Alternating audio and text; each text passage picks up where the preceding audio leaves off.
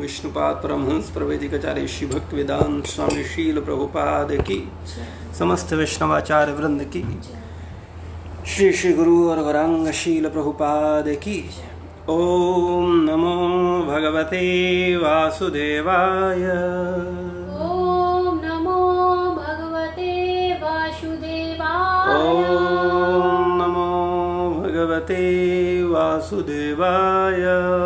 ओम नमो भगवते वासुदेवाय। ओम नमो भगवते वासुदेवाय। ओम नमो भगवते वासुदेवाय। हरे कृष्णा। तो आप सभी भक्तों का स्वागत है। आज हम लोग श्रीमद् भगवद गीता अध्याय 9 परम गुह ज्ञान श्लोक संख्या 26 और 27 पर चर्चा करेंगे। तो आप लोग हमारे साथ साथ बोलिए।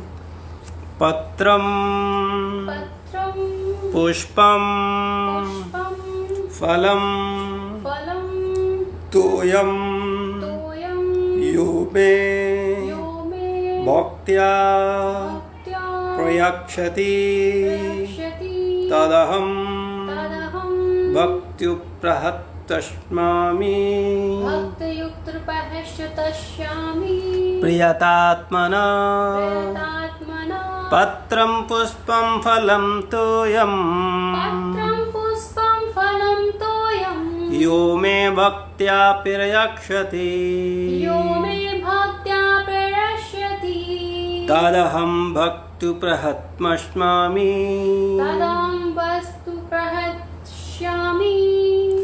प्रियतात्मना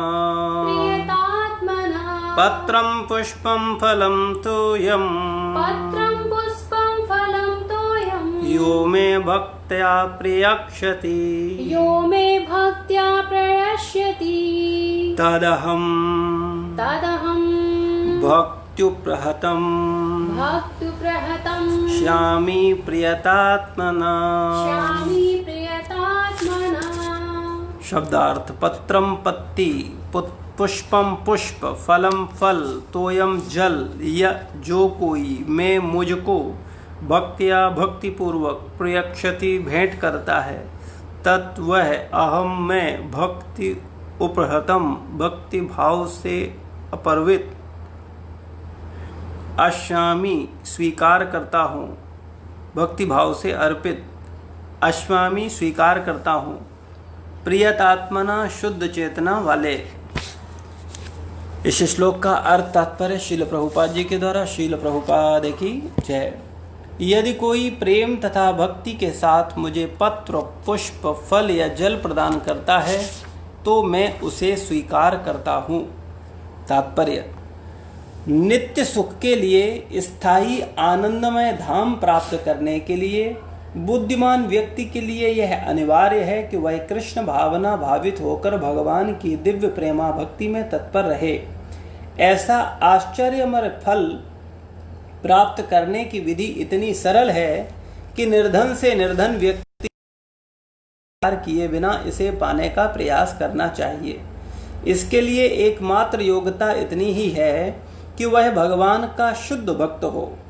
इससे कोई अंतर नहीं पड़ता कि कोई क्या है और कहाँ स्थित है। यह विधि इतनी सरल है कि यदि कोई प्रेम पूर्वक एक पत्ती, थोड़ा सा जल, फल ही भगवान को अर्पित किया जाता है तो भगवान उसे सहर्ष स्वीकार करते हैं। अतः किसी को भी कृष्ण भावना मृत से रोका नहीं जा सकता, क्योंकि यह सरल है और व्यापक है। ऐसा कौन मूर्ख होगा जो इस सरल विधि से कृष्ण भावना भावित नहीं होना चाहेगा और सच्चिदानंदमय जीवन की परम सिद्ध नहीं चाहेगा। कृष्ण को केवल प्रेमा भक्ति चाहिए और कुछ भी नहीं। कृष्ण तो अपने शुद्ध भक्त से एक छोटा सा फूल तक ग्रहण करते हैं, किंतु अभक्त से वे कोई भेंट नहीं चाहते। उन्हें किसी से कुछ भी नहीं चाहिए, क्योंकि वे आत्मतुष्ट हैं। तो भी वे अपने भक्त की भेंट प्रेम तथा स्नेह के विनिमय में स्वीकार करते हैं। कृष्ण भावनामृत विकसित करना जीवन का चरम लक्ष्य है। इस श्लोक में भक्ति शब्द का उल्लेख 2 बार यह घोषित करने के लिए हुआ है कि भक्ति ही कृष्ण के पास पहुंचने का एकमात्र साधन है। किसी अन्य शर्त से, यथा ब्राह्मण, विद्वान, धनी या महान विचारक होने से कृष्ण किसी प्रकार की भेंट लेने को तैयार नहीं होते। भक्ति ही मूल सिद्धांत है। कुछ भी लेने के लिए प्रेरित नहीं किए जा सकते। भक्ति कभी हेतुकी नहीं होती। यह शाश्वत विधि है। यह परब्रह्म की सेवा में प्रत्यक्ष कर्म है। यह बतलाकर कि वे ही एकमात्र भोक्ता, आदि स्वामी और समस्त यज्ञ भेंटों के वास्तविक लक्ष्य हैं, अब भगवान कृष्ण यह बताते हैं कि वे किस प्रकार की भेंटें पसंद करते हैं। यदि कोई शुद्ध होने तथा जीवन के लक्ष्य तक पहुंचने के उद्देश्य भगवत भक्ति करना चाहता है तो उसे चाहिए कि वह पता करे कि भगवान उससे क्या चाहते हैं। कृष्ण से प्रेम करने वाला उन्हें उनकी इच्छित वस्तु देगा। कोई ऐसी वस्तु भेंट नहीं करेगा जिसकी उन्हें इच्छा न हो या उन्होंने मांगी न हो। इस प्रकार कृष्ण को मांस, मछली, अंडे की भेंट नहीं करने चाहिए। यदि उन्हें इन वस्तुओं की इच्छा होती तो वे इसका उल्लेख करते। उल्टे वे स्पष्ट आदेश देते हैं कि उन्हें पत्रम, पुष्पम, जल तथा फल अर्पित किए जाएं और इन्हें वे स्वीकार करेंगे। अतः हमें यह समझना चाहिए कि वे मांस, मछली, अंडे स्वीकार नहीं करेंगे। शाक, अन्न, फल, दूध, जल ये ही मनुष्यों के उचित भोजन हैं और भगवान कृष्ण ने भी इन्हीं का आदेश दिया है। इनके अतिरिक्त हम जो भी खाते हैं वह उन्हें अर्पित नहीं किया जा सकता, क्योंकि वे उसे ग्रहण नहीं करेंगे। यदि हम ऐसा भोजन उन्हें अर्पित करेंगे तो हम प्रेमा भक्ति नहीं कर सकेंगे। तृतीय अध्याय के 13वें श्लोक में श्री कृष्ण बताते हैं कि यज्ञ का उच्चिष्ट ही शुद्ध होता है, अतः जो लोग जीवन में प्रगति करने तथा भवबंधन से मुक्त होने के इच्छुक हैं उन्हें इसी को खाना चाहिए। उसी श्लोक में यह भी बताते हैं कि जो लोग अपने भोजन को अर्पित नहीं करते वे पाप भक्षण करते हैं। दूसरे शब्दों में उनका प्रत्येक कौर इस संसार की जटिलताओं मानने वाला है। अच्छा सरल शाकाहारी भोजन बनाकर उसे भगवान कृष्ण के चित्र या अर्चा विग्रह के समक्ष अर्पित करके तथा नतमस्तक होकर इस तुच्छ भेंट को स्वीकार करने की प्रार्थना करते हुए मनुष्य अपने जीवन में निरंतर प्रगति करता है। उसका शरीर शुद्ध होता है और मस्तिष्क के श्रेष्ठ तंतु उत्पन्न होते हैं जिससे शुद्ध चिंतन हो पाता है। सबसे बड़ी बात तो यह है कि समर्पण अत्यंत प्रेम पूर्वक करना चाहिए। कृष्ण को किसी तरह के भोजन की आवश्यकता नहीं रहती क्योंकि उनके पास सब कुछ है, किंतु यदि कोई उन्हें इस प्रकार प्रसन्न करना चाहता है तो वे इस भेंट को स्वीकार करते हैं। भोजन बनाने, सेवा करने, भेंट करने में जो सबसे मुख्य बात रहती है वह है कृष्ण के प्रेम वश कर्म करना। भगवद गीता के उद्घोषक कृष्ण के मानवीय चरित्र का प्रमाण है, किंतु वास्तविकता तो यह है कि भगवान कृष्ण इंद्रियों से युक्त हैं और यह कहा गया है कि उनकी इंद्रियां परस्पर परिवर्तनशील हैं। दूसरे शब्दों में एक इंद्रिय दूसरी इंद्रियों का कार्य कर सकती है। कृष्ण को परब्रह्म कहने का आशय यही है कि इंद्रिय रहित होने पर उन्हें समस्त ऐश्वर्यों से युक्त नहीं माना जा सकता। 7वें अध्याय में कृष्ण ने बतलाया कि वे प्रकृति के गर्भ में जीवों को स्थापित करते हैं, वे प्रकृति पर दृष्टिपात करके करते हैं। अतः यहाँ पर भी भक्तों द्वारा भोजन अर्पित करते हुए भक्तों का प्रेम पूर्ण शब्द सुनना कृष्ण के द्वारा भोजन करने तथा उनके स्वाद लेने के ही समरूप है। इस बात पर इसलिए बल देना होगा क्योंकि अपनी सर्वोच्च स्थिति के कारण उनका सुनना, उनका भोजन करना, स्वाद ग्रहण करने के ही समरूप है। केवल भक्त ही बिना तर्क के समझ सकता है कि परब्रह्म भोजन कर सकते हैं और उसका स्वाद ले सकते हैं। अगला श्लोक है यत् करोषि यदश्नासि यज्जोषि ददासि यत् तपस्यसि कौन्तेय तत्कुरुष्मदर्पणम्। यत् करोषि यदश्नासि यज्जोषि ददासि यत् तपस्यसि कौन्तेय तत्कुरुष्मदर्पणम्। यत् जो कुछ, करोति करते हुए, यत जो भी, आश्यसी खाते हो, यत जो कुछ, जुहेसी अर्पित करते हो, ददासी दान देते हो, यत जो भी, तपस्यसी तप करते हो, कौन्ते हे कुंती पुत्र, तत् वह कुरुष करो मत मुझको अर्पणम भेंट रूप में। हे कुंती पुत्र, तुम जो कुछ करते हो, जो कुछ खाते हो, जो कुछ अर्पित करते हो या दान देते हो या जो भी तपस्या करते हो उसे मुझे अर्पित करते हुए करो। तात्पर्य, इस श्लोक में प्रत्येक व्यक्ति का कर्तव्य है कि अपने जीवन को इस प्रकार ढाले कि वह किसी भी दशा में कृष्ण को न भूल सके। प्रत्येक व्यक्ति को अपने जीवन निर्वाह के लिए कुछ कर्म करना पड़ता है और कृष्ण यहाँ पर आदेश देते हैं कि हर व्यक्ति उनके लिए ही कर्म करे। प्रत्येक व्यक्ति को जीवित रहने के लिए कुछ न कुछ खाना पड़ता है, अतः उसे चाहिए कि कृष्ण को अर्पित भोजन के उच्चिष्ट को ग्रहण करे। प्रत्येक व्यक्ति को कुछ न कुछ धार्मिक अनुष्ठान करने होते हैं, अतः कृष्ण की संस्तुति है इसे मेरे हेतु करो, यही अर्चन है। प्रत्येक व्यक्ति कुछ न कुछ दान देता है, अतः कृष्ण कहते हैं यह मुझे दो, जिसका अर्थ यह है कि अधिक धन का उपयोग कृष्ण भावनामृत आंदोलन की उन्नति के लिए करो। आजकल लोग ध्यान विधि के प्रति विशेष रुचि दिखलाते हैं, यद्यपि इस युग के लिए यह व्यवहारिक नहीं है, किंतु यदि कोई 24 घंटे हरे कृष्ण का जप अपनी माला में करे तो वह निश्चित रूप से महानतम ध्यानी तथा योगी है, जिसकी पुष्टि श्रीमद् भगवद गीता के 6 अध्याय में की गई है। ओम अज्ञानतिमिरान्धस्य ज्ञानाञ्जन शलाकया चक्षुरुमिलितं येन तस्मै श्रीगुरुवे नमः।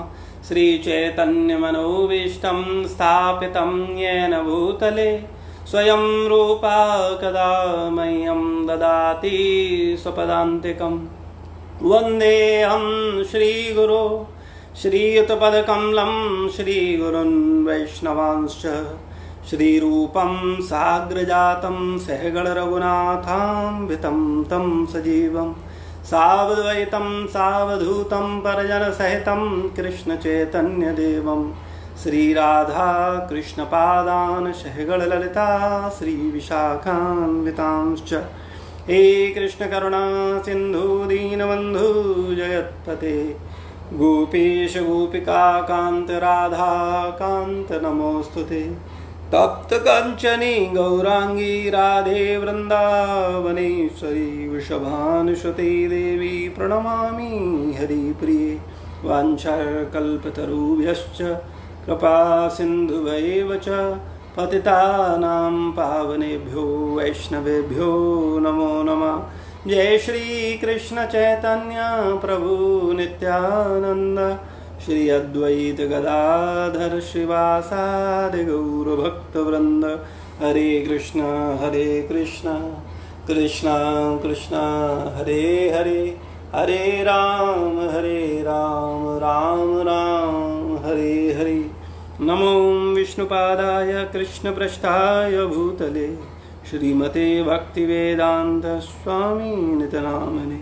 नमस्ते सारस्वतदेवे गौरवाणी प्रचारणे निर्विशेष शून्यवादी पाश्चात्य देशतारिणी।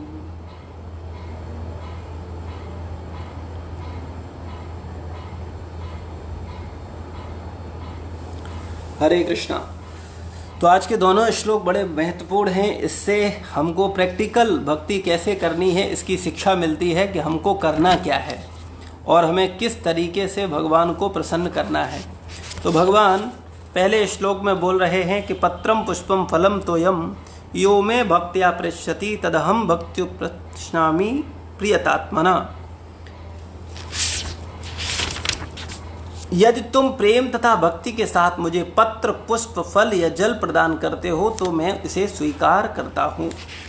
इससे पहले जब हम लोगों ने चर्चा किया था कि जो देवताओं की पूजा करते हैं वो देवताओं के बीच जन्म लेंगे, जो पितरों को पूजते हैं वो पितरों के पास जाते हैं, जो भूत प्रेतों की उपासना करते हैं वे उन्हीं के बीच जन्म लेते हैं, और जो मेरी पूजा करते हैं वो मेरे निवास करते हैं। तो चूँकि कल चर्चा हुआ था कि जो मेरा पूजा करते हैं वो मेरे धाम में निवास करते हैं, तो अब भगवान की पूजा कैसे किया जाए, अर्जुन के मन में ये प्रश्न आया, ये जिज्ञासा आई। तो भगवान चूँकि अंतर्यामी हैं इसलिए वो सब जानने वाले हैं। वो अर्जुन के भाव को समझते हुए आगे चर्चा करते हैं कि मेरी भक्ति करना बहुत सरल है। गरीब से गरीब व्यक्ति भी मेरी भक्ति कर सकता है और अमीर से अमीर व्यक्ति भी भगवान की भक्ति कर सकता है। उनको कुछ नहीं चाहिए, केवल प्रेम पूर्वक भगवान को प्रेम चाहिए। और प्रेम से अगर कोई उनको पत्र पुष्प फल या जल जो भी उनको प्रेम पूर्वक देता है भगवान उसको स्वीकार करते हैं। लेकिन अगर कोई प्रेम से न देकर के कोई उनको 56 भोग खिलाए लेकिन उनको प्रेम नहीं है तो भगवान निश्चित रूप से उसको ग्रहण नहीं करते हैं। इसका श्रीमद् महाभारत में आप प्रसंग देखते हो कि दुर्योधन भगवान श्री कृष्ण को 56 भोग के लिए बुलाता है क्योंकि वो युवराज है और राजा का भोजन बड़ा ऐश्वर्यमय होता है और ख़ास करके अतिथियों के लिए तो और भी विशेष होता है। लेकिन भगवान उसके उस बुलावे को ठुकरा देते हैं क्योंकि भगवान जानते हैं कि वो प्रेम पूर्वक नहीं बुला रहा है, वो प्रेम पूर्वक भगवान को अर्पित नहीं कर रहा है। बल्कि भगवान विदुर के यहाँ जाना ज़्यादा पसंद करते हैं, जहाँ विदुरानी विदुर की पत्नी भगवान को बड़े प्रेम भाव से केले खिलाती हैं और कितना ज़्यादा प्रेम में लीन हो जाती हैं कि केले फेंकती जाती हैं और छिलके भगवान को देती जाती हैं। और भगवान उनके इस प्रेम भाव को देख करके वो केले के छिलके खाते जाते हैं। यानी भगवान को प्रेम चाहिए, वो छिलके खा सकते हैं लेकिन प्रेम पूर्वक। अब ऐसा मत करना कि केले खुद खा लो और छिलके लाके भगवान को दे दो कि प्रेम पूर्वक दे रहे हैं, है ना। तो वास्तव में हमें भाव समझना चाहिए कि भगवान बोल रहे हैं कि हमको प्रेम सबसे अधिक प्रिय है और भगवान हमसे प्रेम ही चाहते हैं। और हम अपने प्रेम को कैसे व्यक्त कर सकते हैं, इसके लिए भगवान ने कहा कि कोई मुझे पत्र पुष्प फल या जल प्रदान कर सकता है। अगर कोई व्यक्ति भगवान को मांस का भोग लगाता है या प्याज लहसुन से बने हुए भोजन का भोग लगाता है तो भगवान उस भोजन को स्वीकार नहीं करते। क्योंकि अगर भगवान को मांस की मांग होती तो भगवान उसको लिखते, लेकिन वास्तविकता में हमको भगवान को मांस का भोजन या प्याज लहसुन से बने हुए पदार्थों से बना भोजन को, प्याज लहसुन से बना हुआ भोजन भगवान को अर्पित नहीं करना चाहिए। श्रील प्रभुपाद जी पाश्चात्य जगत में जब प्रचार कर रहे थे तो चूंकि भगवान को भोग लगाने की बात थी, तो प्रभुपाद जी समझ रहे थे कि निश्चित रूप से कोई व्यक्ति ये भूल कर सकता है कि वो जो खा रहा है वो भगवान को अर्पित करे, क्योंकि भगवद गीता के 3 अध्याय के 13वें श्लोक में भगवान ने कहा है, यज्ञ शिष्टा सिना संते मुच्यंते सर्वकिल विषय ये भुजंते तो घम पापा पचंत्यात्म कारणात्। भगवान के भक्त सभी प्रकार के पापों से मुक्त हो जाते हैं, क्योंकि वो यज्ञ में अर्पित उच्चिष्ट यानी भगवान के प्रसाद को खाते हैं। और जो लोग अपनी इंद्रिय तृप्ति के लिए भोजन बनाते हैं वो पाप खाते हैं। तो चूंकि भगवान स्पष्ट बोल रहे हैं कि अगर कोई भगवान को अर्पित किए बिना स्वयं भोजन करेगा तो वो पाप खाएगा, और पाप खाएगा तो पापी बनेगा, और पापी व्यक्ति कभी सुखी नहीं हो सकता। श्रील प्रभुपाद उसके तात्पर्य में लिखते हैं, बताते हैं कि चोरों का समुदाय कभी सुखी नहीं हो सकता, चोर हमेशा भयभीत रहता है। और इसी प्रकार से हम लोग इस संसार में जितने भी जीव हैं वो सब भी भयभीत रहते हैं। हम कितना ही दिखावा करें कि हम भयभीत नहीं हैं, लेकिन वास्तव में हम भयभीत हैं। क्योंकि जैसे चोरों का जो समाज होता है या चोर जो होता है किसी दूसरे की चीज को चुरा लेता है तो उसको इस बात का डर होता है कि ये जिसकी है वो कभी भी छीन सकता है या मेरी चोरी पकड़ी न जाए। तो वास्तविकता में इस संसार में प्रत्येक वस्तु भगवान की है और हमने भगवान से ही उसे चुरा लिया है। चुराने का आशय यह है कि हम अगर किसी चीज को भगवान को भेंट अर्पण नहीं कर रहे हैं, भगवान को नहीं भोग लगा रहे हैं और स्वयं खा रहे हैं तो हम चोर हैं। भगवान ने फल दिए, भगवान ने अनाज दिया, भगवान ने सब्जियां दी, भगवान ने भूमि दी, भगवान ने अग्नि दी, भगवान ने जल दिया, भगवान ने वायु दी। भगवान की व्यवस्था से भगवान ने सामर्थ्य कहां तक कहा जाए पचाने की शक्ति भी भगवान देते हैं। लेकिन दुर्भाग्यवश जीव इतना स्वार्थी है कि वो भगवान जो पचा रहे हैं, जो खिला रहे हैं, जो दे रहे हैं, वो जीव इतना नालायक हो गया है कि वो भगवान की वस्तु को भगवान को ही भेंट नहीं करना चाहता, जबकि भगवान ग्रहण नहीं करेंगे, वो वापस कर देंगे। वास्तव में ग्रहण करते हैं लेकिन भोजन नहीं करते, क्योंकि भगवान जानते हैं कि अगर हम जैसे बद्ध जीव को अगर वो भोजन हम थाली लगा के ले जाएं और भगवान खाने लगें तब तो फिर कोई भोजन लगाए भोग लगाएगा ही नहीं। जब भगवान को भोग लगाते हैं और भगवान हमको पूरा पूरा वापस कर देते हैं तब भी हम भगवान को भोग नहीं लगा रहे हैं। और अगर भगवान खाना शुरू कर दें तब तो बहुत से लोगों के बजट बिगड़ जाएंगे, क्योंकि डेली भगवान को भोग लगाना, भोग खिलाना, ये तो बड़ा समस्या हो जाएगी लोगों के हृदय में। वास्तविकता यह है भगवान को हमारा भोजन नहीं चाहिए, न उनको किसी प्रकार के भोजन का अभाव है। भगवान केवल प्रेम के भूखे हैं और वो देखते हैं कि कौन जीव कितना हमसे प्रेम कर रहा है और उसके प्रेम को हम उसकी सेवाओं के द्वारा देख सकते हैं। तो यहाँ पर भगवान कहते हैं कि कोई भी व्यक्ति उनको पत्र, पुष्प या फल अर्पित कर सकता है और भगवान उनको ग्रहण करके उससे पूर्ण रूप से संतुष्ट होते हैं और उसको अपना सेवक स्वीकार करते हैं, उसके प्रेम को स्वीकार करते हैं। तो हम सब लोगों को ये प्रयास करना चाहिए कि भगवान को बिना भोग लगाए कुछ भी ग्रहण न करें, और जो भगवान को भोग लगाएं वो भोजन प्याज लहसुन से बना हुआ नहीं होना चाहिए।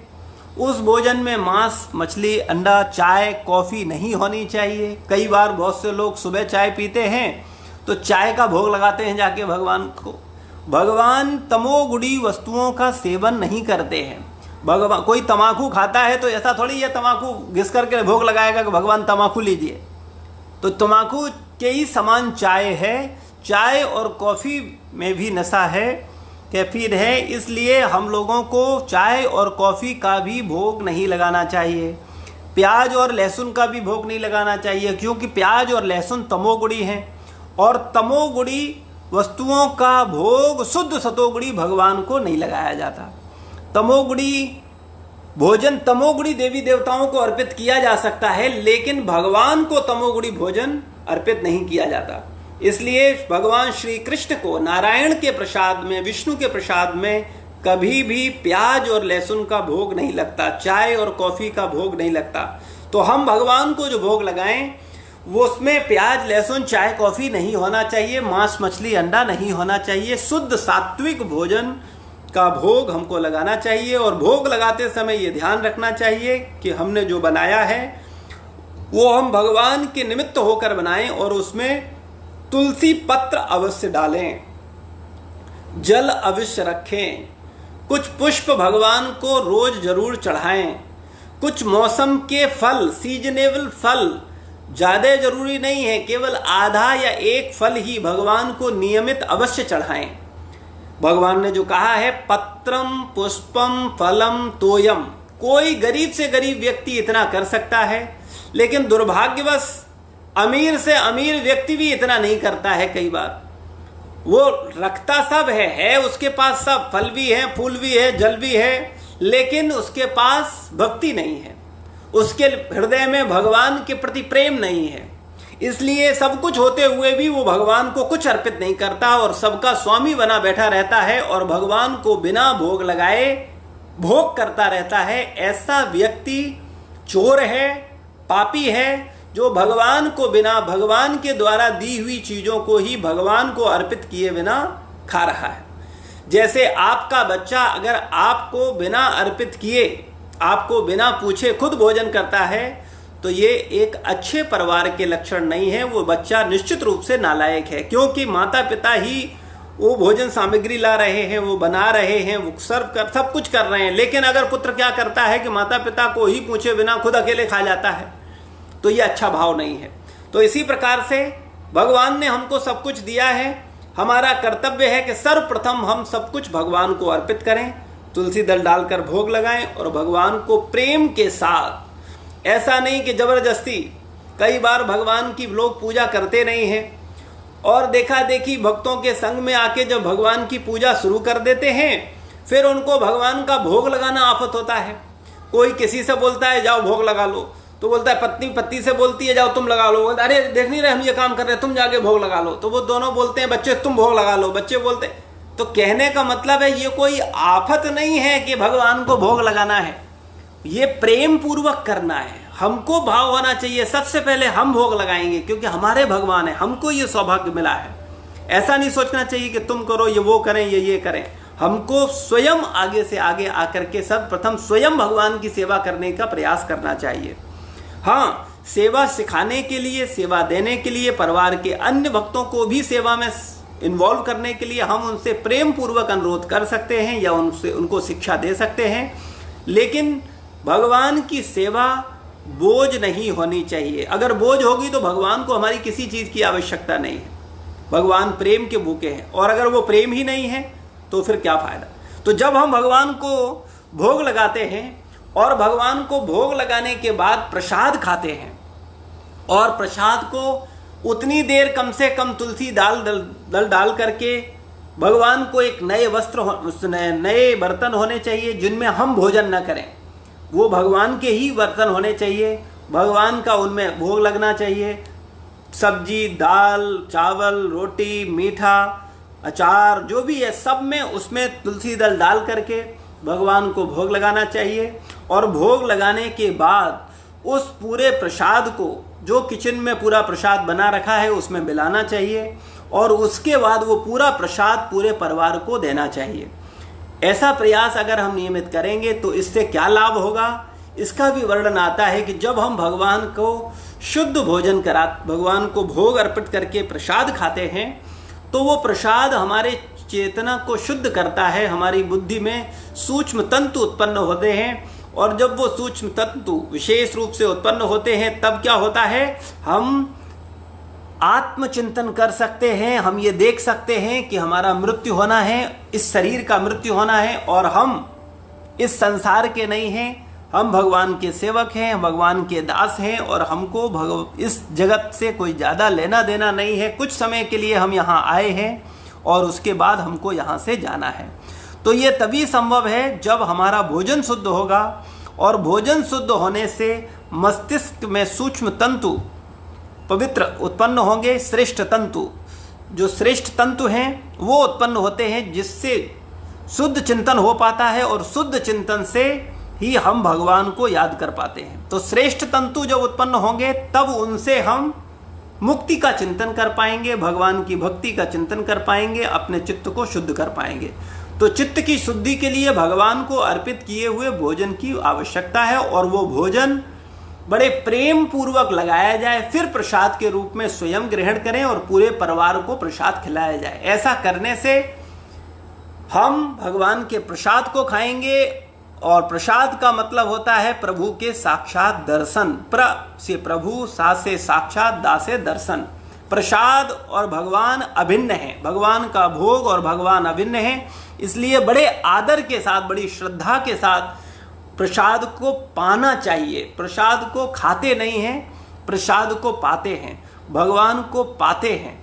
तो इसलिए कभी भी भक्त जब प्रसाद होता है तो प्रसाद को वो खाते नहीं बोलते हैं, प्रसाद को पाते बोलते हैं। तो हम लोगों को प्रसाद पाना है, चूंकि प्रसाद भगवान से अभिन्न है और वो प्रसाद पाने से हमारी दुर्बुद्धि सद्बुद्धि में बदलेगी और हम श्रेष्ठ चिंतन कर पाएंगे और श्रेष्ठ चिंतन वाला व्यक्ति ही श्रेष्ठ कार्य कर पाता है और श्रेष्ठ कार्य करने वाला व्यक्ति ही समाज में वंदित होता है, समाज की दिशा निर्देशन करता है, समाज के लिए आदर्श स्थापित करता है। इसलिए हम सबको अपनी बुद्धि को शुद्ध करना चाहिए भगवान का प्रसाद ग्रहण करके। अभी अगला जो श्लोक है उसमें चर्चा आ रही है, भगवान बोलते हैं यत् करोषि यद् होषि ददासि यत् तपस्यसि कौन्तेय तत्कुरुष्व मदर्पणम्। हे कुंती पुत्र, तुम जो कुछ खाते हो, जो कुछ करते हो, जो कुछ अर्पित करते हो, दान देते हो, जो भी तपस्या करते हो, उसे मुझे अर्पित करते हुए करो।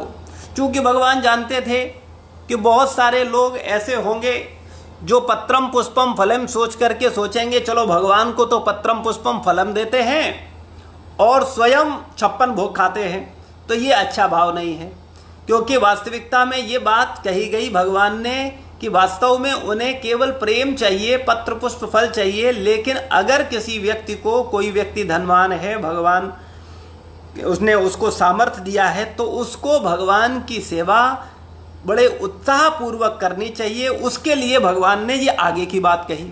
भगवान, अगर आप चीज़ों को रिलेट करें, ध्यान पूर्वक देखें, तो भगवान कितने प्रेम पूर्वक हम सबको समझा रहे हैं कि वास्तव में हमें भगवान का कैसे भक्ति करना है, किस तरीके से हम भगवान को प्रसन्न कर सकते हैं, भगवान हमसे क्या चाहते हैं। और ये कह के भी भगवान केवल प्रेम ही चाहते, भगवान को हमारा भोजन नहीं चाहिए, हमारे 56 भोग नहीं चाहिए, उनके पास किसी चीज़ का अभाव नहीं है। वो अनंत ब्रह्मांडों के मालिक हैं, सब कुछ उन्होंने ही क्रिएट किया है, सब कुछ उनसे ही आया है। केवल ये सब बातें कह के वो चाहते हैं कि जीव का प्रेम उन्हें मिले, जीव उनके प्रति आकर्षित हो, उनकी सेवा करे, जिससे उनसे आसक्त हो और भगवत धाम वापस जा सके अपने चित्त को शुद्ध करके। तो पत्रम पुष्पम फलम तोयम, भगवान ने कहा कि प्रेम पूर्वक दो। भक्तिया शब्द का प्रयोग 2 बार किया है भगवान ने इस श्लोक में। पत्रम पुष्पम फलम तोयम भक्तिया प्रेक्षति, और नीचे फिर बोलते तदहम भक्ति प्रपश्यामि। तो भक्ति को विशेष महत्व दे रहे हैं कि जो प्रेम के साथ करता है। और प्रेम में एक बड़ी इंपॉर्टेंट बात है, कोई हेतु नहीं होता। अगर हम भगवान की सेवा कर रहे हैं और किसी कारणवश कर रहे हैं, या हम भगवान के भक्तों की सेवा कर रहे हैं और किसी कारणवश कर रहे हैं, तो वास्तव में वो भक्ति नहीं है। भक्ति का मतलब, प्रेम का मतलब, सेवा का मतलब है अहेतुकी प्रेम, बिना हेतु के, तभी वो प्रेम है, तभी वास्तव में वो सेवा है, शुद्ध भक्ति है। तो शुद्ध भक्ति का मतलब, प्रेम का मतलब यह है कि हम बिना हेतु के भगवान की, ऐसा नहीं हम पत्रम पुष्पम फलम चढ़ाएं और उसके बाद कहें भगवान हीरे जवाहरात मोती दो, बहुत समय से हम पत्रम पुष्पम चढ़ा रहे हैं, आप मेरा रोज एक सेव खा रहे हैं, मैं पत्ते अर्पित कर रहा हूँ, जल अर्पित कर रहा हूँ 10 साल से, और कोई काम बन नहीं रहा है, कुछ हो नहीं रहा है, क्या फायदा तुमको फल खिलाने का, पत्र अर्पण करने का। तो वास्तव में कुछ अपेक्षा रख के, कुछ डिमांड रख के भगवान की भक्ति करना, ये आदर्श नहीं है। हमारा कर्तव्य है, जैसे पुत्र का कर्तव्य है पिता की सेवा करना, शिष्य का कर्तव्य है गुरु का सेवा करना, ये उसका जिम्मेदारी है, ये नैतिक कर्तव्य है। लेकिन दुर्भाग्यवश वर्तमान परिस्थितियों में आज के पुत्रों की क्या स्थिति है, ये समाज से छुपी नहीं है। आज के शिष्यों का क्या भाव है, ये भी समाज से छुपा नहीं है। और आजकल के तथाकथित भक्तों की भगवान के प्रति क्या भावना है, ये भी समाज से छुपी हुई नहीं है। तो इसलिए हम लोगों को अपने अपने अंदर सुधार करना है। हम स्वयं जो कर सकें, जो भगवान के प्रति समर्पित कर सकें, अपने प्रेम भाव से उसको करने का प्रयास करना है। तो भगवान बोलते हैं पत्रम पुष्पम फलम तोयम, और आगे बात को और स्पष्ट कर देते हैं कि केवल पत्रम पुष्पम फलम से काम नहीं चलेगा। ये प्राथमिकता हो सकती है, ये प्राथमिक अवस्था हो सकती है, या जिस व्यक्ति की स्थिति बहुत अच्छी नहीं है वो ठीक है, कुछ प्रयास कर सकता है, लेकिन वास्तव में भगवान और आगे बढ़ते हैं और उन्नत भक्त के विषय में बताते हैं कि वास्तव में शुरुआत तो व्यक्ति की पत्रम पुष्पम फलम से होती है। पहले वो पत्ता चढ़ाता है, एक फल चढ़ाता है, पुष्प चढ़ाता है, जल चढ़ाता है, और उसके बाद में जैसे जैसे वो भगवान की महत्वता को समझता जाता है, भगवान से उसका प्रेम बढ़ता जाता है, फिर वो सब कुछ कृष्ण के लिए करता है। अधिकतर लोगों की स्थिति ऐसी है कि बहुत सारे लोग, अगर देखा जाए संसार में, तो 90% लोग भगवान को पत्रम पुष्पम फलम भी नहीं चढ़ाते। 10% मान सकते हैं किसी न किसी रूप में, किसी न किसी स्वरूप में भगवान को पत्र पुष्प फल का भोग लगाते हों, लेकिन 90% लोग दुनिया में ऐसे हैं जो भगवान को पत्रम पुष्पम फलम और जल भी अर्पित नहीं करते हैं। अभी उससे ऊपर की बात करी जाए, जो आगे का श्लोक है, ये उन्नत भक्तों के लिए है, जिनका वास्तव में भगवान से प्रेम है, जिन्होंने भगवान को समझा है, जो भक्ति को समझ रहे हैं, या जो आध्यात्मिक जीवन में और उन्नति कर रहे हैं। तो आगे भगवान बोलते हैं यत करोषि, जो कुछ करो हे कुंती पुत्र, तुम जो कुछ करते हो, यानी हम लोग जो भी कर्म करते हैं, हम संसार में कर्म करते हैं तो किसके लिए करते हैं? अपने शरीर के लिए करते हैं, अपनी पत्नी के लिए करते हैं, अपने बच्चों के लिए करते हैं, लेकिन दुर्भाग्यवश भगवान को उसमें शामिल नहीं करते हैं। लेकिन वास्तविकता यह है, श्रील प्रभुपाद हमको समझा रहे हैं, स्वयं भगवान भगवत गीता में हमको समझा रहे हैं कि तुम जो कुछ करते हो मेरे लिए करो। कम से कम प्राथमिक अवस्था में हमको ऐसा भाव रखना चाहिए कि हम जो कुछ करें वो श्री श्री राधा रमन बिहारी के लिए करें, क्योंकि राधा रमन बिहारी भगवान के स्वरूप में, भगवान सेवा विग्रह है, वो हमसे सेवा लेने के लिए आया है। अगर हम वस्त्र पहनते हैं, हमको वस्त्रों की आवश्यकता है, तो राधा रमन बिहारी को भी वस्त्रों की आवश्यकता है। हमको गर्मियों में गर्मी के वस्त्र चाहिए, तो राधा रमन बिहारी को भी गर्मियों में गर्मी के वस्त्र चाहिए। हमको भूख लगती है, हमको भोजन चाहिए, तो राधा रमन बिहारी को भी भोजन चाहिए। तो जो भक्त गृहस्थ भक्त हैं, जो संसार में रह रहे हैं, उनका मूल है कि तुम जो कुछ करते हो, जो भी कार्य करते हो, वो मेरे लिए करो। मुझे भी अपने परिवार का एक सदस्य मानो, मुझे भी, मेरे लिए भी कुछ करो। जैसे बच्चों के लिए आप कपड़े लाते हो, वैसे राधा रमन बिहारी कहते हैं हमारे लिए भी वस्त्र लाओ। बच्चों के लिए फल लाते हो, वैसे राधा रमन बिहारी कहते हैं हमारे लिए भी फल लाओ। हमको अपने परिवार के सदस्य के रूप में भगवान की सेवा करनी चाहिए। भगवान यहाँ तक बोलते हैं कि तुम जो कुछ करते हो सब मेरे लिए करो। ये तो बहुत ऊंची स्थिति है, लेकिन कम से कम हम अपने जीवन में उनको सम्मिलित ही कर लें, कुछ ही उनको हिस्सा दें, कुछ ही उनको इन्वॉल्व करें, कुछ तो उनके लिए करें। लेकिन कई लोग तो पत्रम पुष्पम देने को तैयार नहीं हैं, और कई लोग पत्रम पुष्पम से ही काम चलाते आ रहे हैं 20 साल से, और उनका यही संकल्प है कि आने वाले 20 जन्मों तक वो पत्रम पुष्पम फल ही चढ़ाते रहेंगे भगवान को। तो अच्छा है, ठीक है, पत्र पुष्प चढ़ाना बहुत अच्छा है, लेकिन अगर भगवान ने सामर्थ्य है, भगवान के प्रतिभाव है, तो हमको भगवान के लिए कार्य करना चाहिए, भगवान को एक व्यक्ति मानकर। और वास्तव में अर्चा विग्रह डिमांड करते हैं। कई घटनाएं ऐसी हैं जहां भगवान ने स्वप्न में आकर के अपने भक्तों को दिशा निर्देश दिए, मुझको सर्दी लग रही है, मुझे गर्म वस्त्र दो। तुम क्या सोचते हो मुझे सर्दी नहीं लगती? वास्तव में भगवान प्रेम के कारण अपने भक्तों से सेवा लेते हैं। कई बार भक्तों को भगवान ने दर्शन दिया, वो बोले मैं भूखा हूं, तुम मुझे भोजन नहीं लगा, तुमने भोग नहीं लगाया। या भगवान अपने भक्तों से ये प्रेम में आदान प्रदान करते हैं। तो कहने का तात्पर्य है, भगवान बोल रहे हैं कि तुम जो कुछ करते हो मेरे लिए करो। फिर आगे बोलते हैं तुम जो कुछ खाते हो, जो भी खा रहे हो उसको पहले मुझे अर्पण करो। खाली ये नहीं है पत्ता पत्र पुष्प जल तो हमको चढ़ा दो, और स्वयं मंगोड़ी पकौड़ी भल्ला और ये पिज्जा और पता नहीं क्या क्या जो घर में बनाते हो वो सब तुम खाओ और मुझे केवल पत्रम पुष्पम खिलाओ। ऐसा नहीं चलेगा।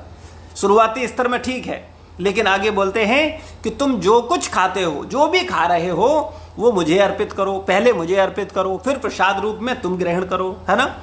तो जो कुछ खाते हो, और आगे बोलते हैं जो कुछ अर्पित करते हो या दान देते हो, प्रत्येक व्यक्ति कुछ न कुछ दान देता है अपने जीवन में। कोई भी व्यक्ति, चाहे वो भारतीय संस्कृति का नहीं भी हो, विदेशों में भी हो, हर व्यक्ति की दान की प्रवृत्ति होती है। वो अपनी अपनी सनक के अनुसार, सिद्धांत के अनुसार नहीं, शास्त्र के नियमों के अनुसार नहीं, दान का क्या स्तर है, सतोगुणी दान क्या है, तमोगुणी दान क्या है, रजोगुणी दान क्या है, उसको जानने बिना अपनी सनक के अनुसार प्रत्येक व्यक्ति दुनिया में कुछ न कुछ दान करता है। लेकिन दुर्भाग्यवश वो अपना, जैसा उसका दान का स्तर होता है वैसे ही उसको परिणाम मिलते हैं।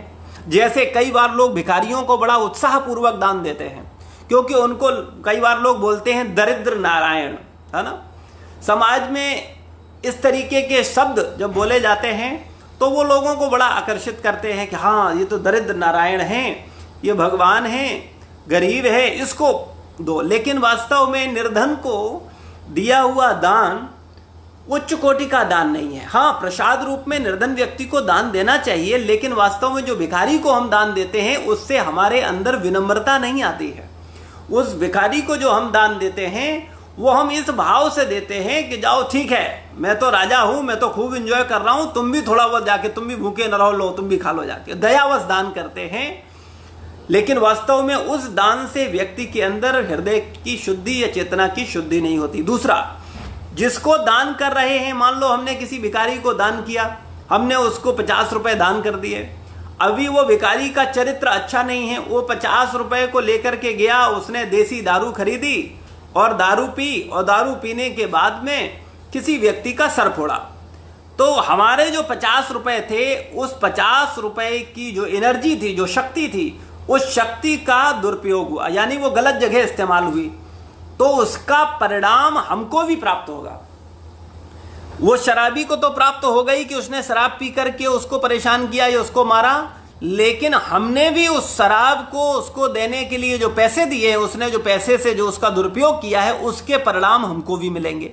इसलिए दान उचित पात्र को करना चाहिए। श्रीमद् भगवद गीता में स्पष्ट रूप से बताया गया कि दान के क्या स्तर हैं और दान किसको करना चाहिए। श्रील प्रभुपाद जी बोल रहे हैं तात्पर्य में कि दान वास्तव में कृष्ण भावना अमृत के प्रचार प्रसार के लिए करना चाहिए। भगवान के भक्तों को, वैष्णवों को, ब्राह्मणों को, जो सतोगुणी हैं, जो समाज को दिशा निर्देशन देते हैं, जो समाज को एक दिशा देते हैं, उनको हमें दान करना चाहिए, क्योंकि वो पूर्ण रूप से भगवान पर निर्भर होते हैं। इसलिए हमको भगवान के प्रचार प्रसार में, कृष्ण भावनामृत के आंदोलन के प्रचार में हमको दान देना चाहिए। तो वास्तव में भगवान बोलते हैं कि जो भी दान देते हो, जो कुछ अर्पित करते हो, मुझे करो। आगे बोलते हैं जो भी तपस्या करते हो, तपस्या का मतलब होता है स्वयं को कष्ट देकर के भी दूसरे को प्रसन्न करना। तो प्रत्येक व्यक्ति कहीं ना कहीं किसी न किसी जीव को प्रसन्न करना चाहता है। जैसे कोई व्यक्ति अपने पत्नी बच्चों को प्रसन्न करने के लिए गर्मी में भागता है, सुबह शाम टाइम से भोजन नहीं पाता है, मेहनत करता है, खूब सारा पैसा कमाने की कोशिश करता है, उसके बाद पत्नी बच्चों को सुख देता है, यानी वो तपस्या कर रहा है। वो भी तपस्या है क्योंकि वो मेहनत कर रहा है, लेकिन उसका जो फल है, जो कर्म का फल है, वो समर्पित कर रहा है दूसरे जीवों को। यानी उसके तपस्या का जो लक्ष्य है वो पत्नी और बच्चे हैं। लेकिन भगवान बोलते हैं कि तुम जो भी तपस्या करो मेरे लिए करो। अगर तुम्हें वास्तव में तपस्या ही करनी है तो तुम ये तपस्या मेरे लिए करो, क्योंकि भगवान के लिए तपस्या करने पर उच्च फल की प्राप्ति होती है। और पत्नी और बच्चों के लिए जो हम तपस्या करते हैं वो ठीक है, हमारा कर्तव्य है, हमें अपनी जिम्मेदारियों का निर्वहन करना चाहिए। लेकिन कितनी ही तपस्या क्यों न कर लो, अंत में हमको सुनने में यही मिलेगा पत्नी और बच्चों के द्वारा कि तुमने हमारे लिए किया क्या है। क्योंकि संसार के किसी भी जीव को कोई भी जीव कभी संतुष्ट नहीं कर पाया है। इसलिए वास्तव में अगर संतुष्ट करना है और जो संतुष्ट हो सकता है तो वो है एकमात्र परम भगवान। अगर हम प्रेम पूर्वक उनको कुछ भी अर्पित करते हैं प्रेम भावना से, तो भगवान संतुष्ट होते हैं, और भगवान के संतुष्ट होने पर समस्त जीव संतुष्ट हो जाते हैं। इसलिए हम सब भक्तों को भगवान को संतुष्ट करने का प्रयास करना चाहिए। दुर्भाग्यवश अज्ञानता के कारण, बहुत गहरा चिंतन न होने के कारण हम केवल पत्नी, बच्चों और अपने रिश्तेदारों को प्रसन्न करने में लगे रहते हैं। और उसका परिणाम ये होता है कि जब वृद्धावस्था के बाद मेरी मृत्यु का समय आता है तो हम देखते हैं कि सब कुछ होते हुए भी सबकी कुछ न कुछ शिकायतें बनी रहती हैं। कोई भी व्यक्ति संतुष्ट नहीं हो पाता। और अगर जितना प्रयास हमने पत्नी, बच्चे और परिवार, रिश्तेदार, इनको संतुष्ट करने के लिए प्रयास किए हैं, अगर इतने प्रयास हमने भगवान को संतुष्ट करने के लिए किए होते, इतने प्रयास हमने गुरु और वरिष्ठ वैष्णवों को प्रसन्न करने के लिए किए होते, तो वास्तव में हमारा जीवन सफल हो जाता। तो इसलिए हम सब लोगों का एकमात्र कर्तव्य होना चाहिए कि जो भी तपस्या हम कर रहे हैं वो हमारी तपस्या भगवान को केंद्रित होनी चाहिए, गुरु तथा वैष्णवों को केंद्रित होनी चाहिए, और उसे मुझे अर्पित करते हुए करो। भगवान बोल रहे हैं ये जो कुछ करना है सब कुछ मुझे अर्पित करते हुए करो। ऐसा करने से क्या होगा? हमारा भगवान से संबंध स्थापित होगा। और क्या क्या फायदा होगा, आने वाले चर्चा में भगवान हमको बताएंगे कि इससे हमें क्या क्या फायदा मिलना है। क्योंकि जीव, संसार का जो जीव है वो बिना फायदा के कोई काम नहीं करना चाहता। कुछ न कुछ फायदा उसको चाहिए होता है, फायदा दिखता है तब वो प्रेरित होता है।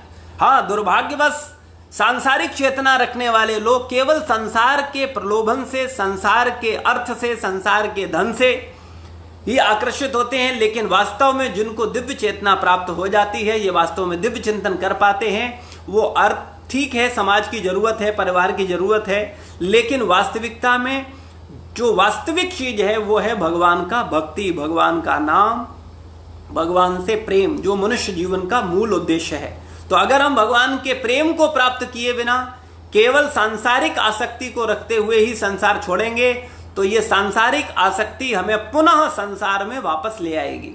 लेकिन अगर हम भगवान का चिंतन करते हुए, भगवान का ध्यान करते हुए शरीर छोड़ेंगे तो हम भगवान के धाम जाएंगे। अब हम भगवान का चिंतन करेंगे कब? जब हम भगवान के लिए कुछ करेंगे। चूंकि हम परिवार के लिए कर रहे हैं, रिश्तेदारों के लिए कर रहे हैं, तो परिवार और रिश्तेदारों के लिए कर रहे हैं तो उनसे ही अटैचमेंट होगा और मरते समय वही हमें याद आएंगे। इसीलिए व्यक्ति के जीवन भर जो कर्म किए हैं वो मृत्यु के समय उसके समक्ष आके खड़े हो जाते हैं। इसलिए हम सब लोगों को बहुत सावधान रहना चाहिए और अपने पारिवारिक जिम्मेदारियों को धर्म का पालन करते हुए, धर्म पर चलते हुए अपनी उत्तरदायित्वों का निर्वहन करना चाहिए। लेकिन मूल उद्देश्य हमारा भगवान तथा गुरु और वैष्णवों को प्रसन्न करना होना चाहिए, जिससे हम भगवान के प्रिय बन सकें, अपने चित्त को शुद्ध कर सकें और भगवत धाम वापस जा सकें। क्योंकि मेरे जीवन का एकमात्र लक्ष्य भगवत धाम वापस जाना है। अगर हम भगवत धाम वापस न जाने की अपेक्षा केवल इस संसार में ही व्यवस्था बनाने में जुटे रहे, तब निश्चित रूप से ये संसार में सारी व्यवस्थाएं तो छूटी जाएंगी। ये संसार का घर, संसार का धन, संसार के संबंधी, ये तो कभी भी छूट जाएंगे। और जो साथ जाएगा उसकी तरफ हमने ध्यान नहीं दिया, या जिसके पास हमको जाना है उस पर हमने जाने का कोई वर्क नहीं किया, तो सबसे ज्यादा ठगा हुआ कोई महसूस करेगा तो हम स्वयं। इसलिए हम सबको जागरूक होकर के विवेक के साथ गुरुजनों को श्रील प्रभुपाद जी द्वारा दिए हुए सिद्धांतों पर मनन करना चाहिए, चिंतन करना चाहिए और गंभीरता पूर्वक भगवान की भक्ति करनी चाहिए और प्रेम पूर्वक भगवान की प्रैक्टिकल सेवा करनी चाहिए। ये प्रैक्टिकल सेवाओं से ही हमारा भगवान से प्रेम होता है।